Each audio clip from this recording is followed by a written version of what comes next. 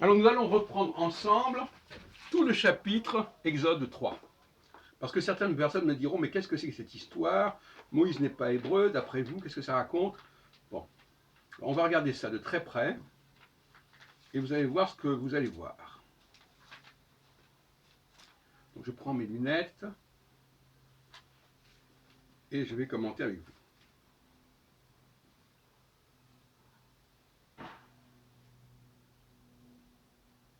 Alors ça commence, on est au chapitre 3, on va commencer au verset 4. Alors, bon, je prends la traduction, une traduction qui me tombe sous la main, la Société biblique de Genève, qui est pas mal d'ailleurs. Mais pas toujours. Il conduisit. Alors, l'Éternel, alors je pense que c'est Yahvé, vit qu'il faisait un détour pour regarder. L'Éternel l'appela, bon, Yahvé l'appela du milieu du buisson en disant Moïse, Moïse. Il répondit Me voici. Yahvé dit Ne t'approche pas d'ici, etc. Et alors, là, ça commence. Il ajouta Je suis le Dieu de ton père, le Dieu d'Abraham, le Dieu d'Isaac, le Dieu de Jacob. Alors là, il dit effectivement de ton père, donc il s'adresse à Moïse.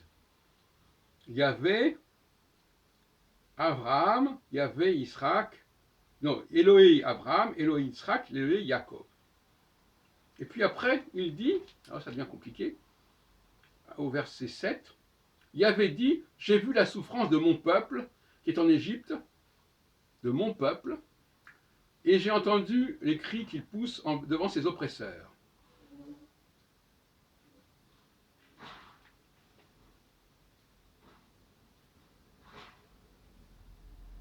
Maintenant, les cris des Israélites sont venus jusqu'à moi. J'ai aussi vu l'oppression que leur font subir les Égyptiens. Maintenant, vas-y, je t'enverrai vers le Pharaon et tu feras sortir d'Égypte mon peuple, les Israélites, les Bnei Israël. Alors déjà, mon peuple.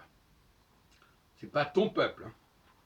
Moïse dit à Dieu, verset 11 toujours du chapitre 3, qui suis-je moi pour aller trouver le Pharaon et pour faire sortir les Israélites d'Égypte?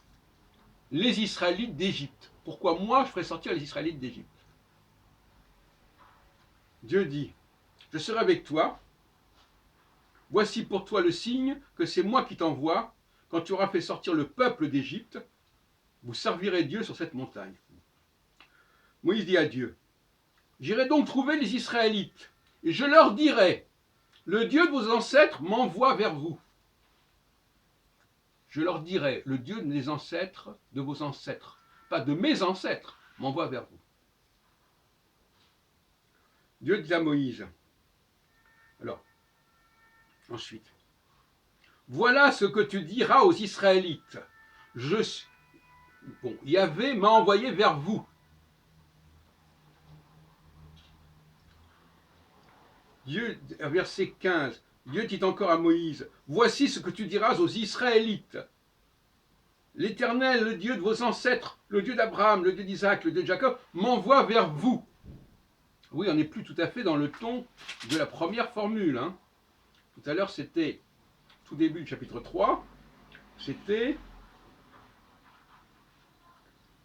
on avait ajouté, il ajouta, je suis le Dieu de ton père, le Dieu d'Abraham, le Dieu d'Isaac, le Dieu de Jacob. Maintenant, on ne parle plus de ton père, hein, de mon père. Alors, qu'est-ce qu'on peut dire de plus?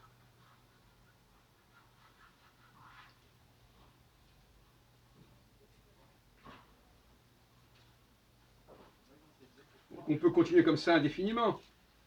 Donc vous voyez bien, mes chers amis, que on ne s'adresserait pas à Moïse de cette façon s'il faisait partie du peuple hébreu. Et donc par conséquent, la formule du schéma Israël, Adonai Elohenu, qui est une formule qui est dictée par Dieu, par Yahvé, n'englobe pas Moïse. Alors vous me direz, mais qu'est-ce que c'est cette histoire, ce Moïse qui n'est pas hébreu, qui est destiné par Yahvé à sauver son peuple à lui, son peuple à Yahvé.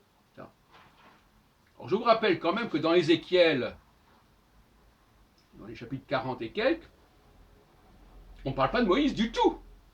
Le nom de Moïse ne figure pas dans la sortie d'Égypte, alors qu'on raconte la sortie d'Égypte. Donc Moïse, c'est une invention, Moïse. Est-ce que Cyrus, lui, dont on parle dans les prophètes, est-ce que lui, il est hébreu? Et il est bien le Messie, Machiach. Donc vous voyez bien que la notion d'être étranger au peuple hébreu n'est pas rédhibitoire. Cyrus est le Messie, c'est le seul Messie, enfin à part les rois, mais c'est pas dans le... C'est le seul Messie qui est clairement signalé, voilà, je suis envoyé, etc. Donc Dieu peut envoyer des non-juifs pour parler à son peuple, comme interface avec son peuple. Absolument évident. C'est le prototype presque du Mashiach, du loin. Et d'ailleurs, c'est une grande ambiguïté, parce que ça pose le problème du rôle des non-juifs. Quelle est l'instrumentalisation que Dieu fait des non-juifs pour communiquer avec le peuple hébreu? Moïse est typique, représente typiquement le personnage non-juif qui est instrumentalisé pour parler à son peuple. Voilà, ça voulait dire. Et dans le cas de Jésus, on peut aussi poser des questions. De toute façon, c'est un personnage extrêmement caméléon. Jésus, on le voit à différents stades, à différentes étapes de son fonctionnement, comme Napoléon d'ailleurs, qui lui aussi devient ceci, puis cela, etc. Et donc, Jésus, alors il y a aussi le cas de Jean-Baptiste, etc. Mais l'envoyé de Dieu n'est pas forcément un hébreu, en aucune façon.